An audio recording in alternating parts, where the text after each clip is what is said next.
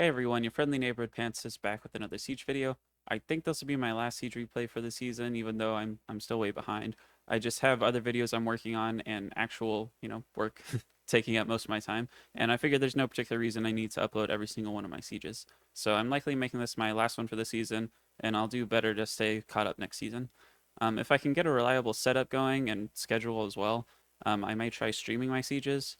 I'm, not quite used to doing all of my attacks in one session. I tend to spread them out throughout the day, but it would make my life much easier recording and editing wise. That said, I don't want my streams to suck, so I need to make sure I'm at a reliable a reliable computer, and also have a solid internet connection. So unfortunately, I don't know if you noticed, my background is always different. I'm, either at my house or a friend's house or my girlfriend's house. Right now I'm at work. So it's I'm all over the place, and some places have good computers, other places have good internet, and it's just kind of it's funky. So I would need to figure it out to make it happen. Anyways, for this video, I'm going to take a look at a few common defenses and a few matches that were particularly fun or interesting over my last like 8 sieges of the season. Afterwards, I'll show y'all some of my guild win rates, both for myself and my guild as a whole, and just discuss all that good stuff. With all that said, let's get into the video. All right, so I'll start off with some more common defenses. I'm honestly a bit surprised how few Carcano Molly Fuukis I saw in the tournament, because to me this defense is just absurd, but I guess most top players have multiple Skogels built. They likely have Tracer and Icarus, and maybe even dupes of them as well. Not to mention plenty of bombers, which I think are, the most common counters to this defense. With our last few sieges of the season, we matched Latino War 3 separate times, and they were running this comp, and it consistently gave us trouble. Franz Skogel Cyan is the comp my guild used against it just most frequently, but as you'll see in my replays, if Cyan only lands one bomb, and it happens to be on Molly, you're going to be in a lot of trouble. I'm curious to know what other counters people use against it, or if they just always bring some combination of rocks and bombs and have more than enough dupes built, so this defense just isn't much of a threat. Because, like I said, I'm just surprised that it's not seeing more play in the tournament. I spent a few hours testing tons of different comps against it, and it really is brutal. The RNG involved with Molly's glancing makes copper dozer variations pretty risky. You can try to out bruiser it, but Kark and Fuuki hit like a truck, and they're usually on a destroy set, and fairly tanky. Not to mention high resistance and that sort of thing. So, assuming nothing crazy happens in an upcoming patch, I still expect to see this defense run. Maybe not as rampant, just because understandably people tend to copy the defenses that they see in the tournament. So anyways, we'll move on. All right, so Seara, Clara, Kaki is another comp I was surprised not to see more of in the tourney, considering just how well it did for my guilds the entire season. But the tournament seems to be like 75% Carcano Triana with some LD monster. Ashir was a real popular one I saw more often, like Raoul and other dark ones that people don't own very much because LDs, don't exist. But anyways, I did see some Carcano Praha Taranys. It's a little more free to play friendly. Theomars, Clara, Savannah, even good old Martina Shayna Triana saw some play. Molong Beta Fuuki was an interesting one that I saw. But anyways, I guess top guilds just figured it's too easy to outspeed and cleave or bring double fire Wendy into Seer Clara Kaki, because I don't recall seeing this defense in the tourney like at all. At least those are the two offense types that I bring against it. I just built my third Wendy, which I think that's one of the best types of dupes to build, are tanks. They should be good no matter what the meta is, so 3 Wendy's should certainly be worth it in the long run. You can see in my replays, I pretty much always use some combination of 2 fire monsters with Wendy.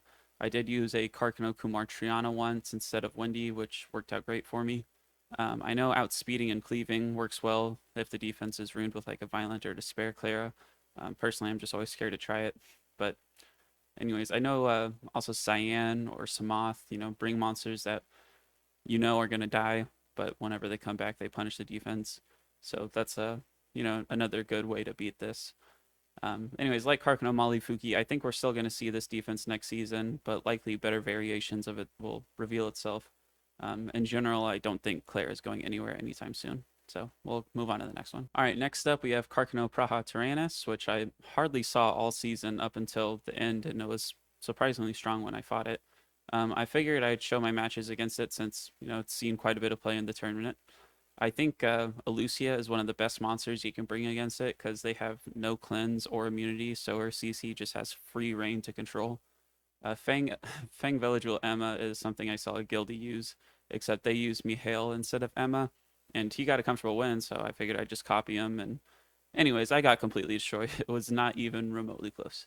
The only comparable defense to this I saw was people were running Tessarion instead of Carcano or Vigor instead of Praha. But I think this is the best variation just because, for one, Carcano's OP, and two, having Praha strip and sleep can be really helpful. Not to mention, she can pack a punch herself when they have a defense break and has her self turn cycling, excuse me. So, anyways, I wouldn't be too surprised if we see more of these next season or some variations. But, anyways, that's all for this one. Let's get into the next. All right, for these last ones, they're a little more unique and fun.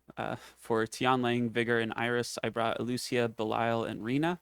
I decided to bring Elucia here over Soha, which I normally bring because of her attack lead, just because I figured Elucia might not die immediately and may actually provide some helpful control.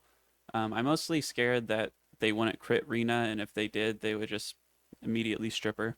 Tianlang also seems to just land his defense break very consistently. Anyways, Alicia did end up dying fairly quickly, but it didn't seem to matter too much. Belial and Rena is just seems to be a really solid combo into the right defense. For Tessarion, Molly, Bella, I figured when in doubt, just bring Jean Tessarion Vigor, which has consistently worked out very well for me. Bella seems like an interesting LD. I'm not sure how I would use her if I had her, but anyways, I was able to kill her off quickly here, and then Tess and Molly stalled for a bit, but weren't able to do anything. Geldnir, Ophelia, and Vigor, I brought Jean, Ethna, and Fuuki.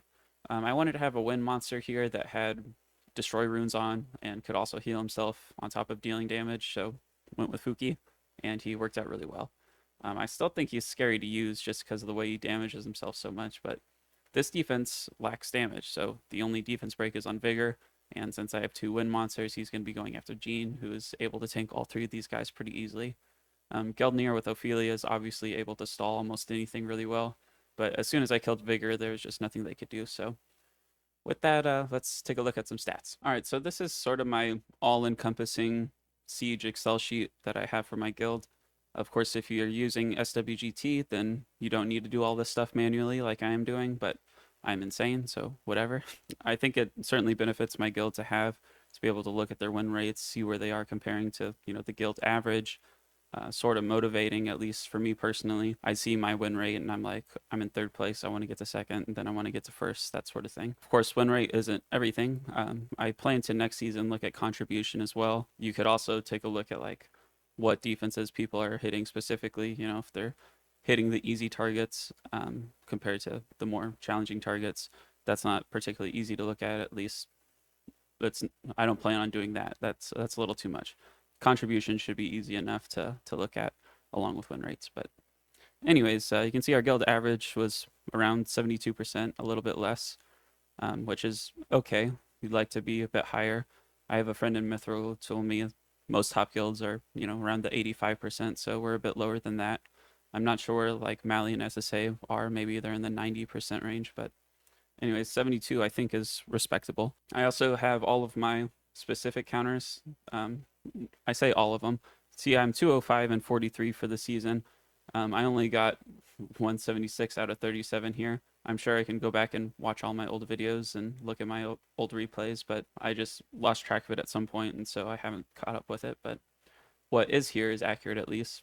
It's just missing some data points. So you can see often whenever I'm doing my siege replays, I just take a screenshot and crop it. So whenever I'm attacking Carcano, Claire, Savannah, and you see all that, that's where this come from. Or I have a second Excel sheet for how to counter, which has a little more data, because this is only specifically siege, whereas the other one, the how to counter stuff, has my tests and guild war and other things included. So you might see more data points if I'm using screenshots from there. But you can see Kamun Rakuni Malite like 8-2. One of those losses was just this last siege. I had brought in Unruined Rakuni, which I don't know if you know this, but if you put runes on your monsters, they tend to perform much better. 80% still respectable. I guess if I did 8-1, that'd be 89%, which is obviously a bit better. But most of my counters tend to be either 100% or 0%, because if I try something out and it doesn't work, I don't want to use it again. Sometimes I have a 1-1 or a 2-1 because it worked out for me at first, and then I go up against a stronger guild or a stronger defense that totally destroys me, and I can see the flaws in that counter, and then I stay away from using that counter again. So this tab here is looking at our defenses, which I kept up with maybe for like the first 10 to 12 sieges, and then it got to be way too much. You can see we have, what is this, 24 unique 4-star defenses and 129 unique 5-star defenses before I decided to give up on it. As far as win rates go, our 4-star defenses were around a 40% win rate. Our 5 stars were around 30%. So I'm not sure where top guilds rank with that kind of thing. But our defenses do okay. Obviously, 4 stars tend to do better than 5-star defenses. This I just gave up on because there's too much to look at. I might try again next season, but only if we, get it down to a handful of defenses. I don't want to be looking at every possible variation because it's just too much. But anyways, that's all for this video. Hope y'all enjoyed it. I'll see you all in the next one. And yeah, that's it. Bye.